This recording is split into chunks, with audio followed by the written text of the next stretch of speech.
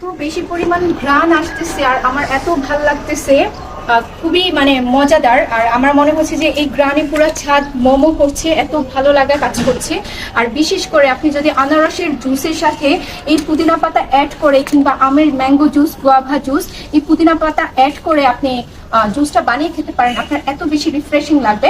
আর গরমের সিজনে এই পুদিনা পাতা কিন্তু আমাদের শরীরকে ঠান্ডা রাখতে খুব ভালো রোল প্লে করে।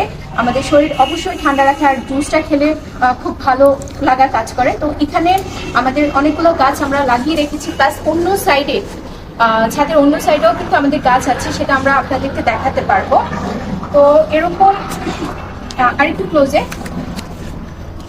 তো আপনি কিন্তু এভাবে গাছ লাগিয়ে রেখে সারা বছর ধরে কিন্তু চাইলে আপনার এভাবে পুদিনা পাতা খেতে পারেন, বিভিন্ন জুসের সাথে বলেন, সালাদের সাথে, মুড়ি মাখা, খুবই ভালো লাগা কাজ করে। কি মজা, মানে এটার ঘ্রাণ আমার আসলে খুব ভালো লাগে। এটা যেমন স্বাস্থ্যকর অনেক উপকারিতা রয়েছে, তেমনি এটা খুবই মজাদার, এটার ঘ্রাণ খুবই পাগল করার মতো। যাই হোক, আপনারা চাইলে এরকমটা করতে পারেন।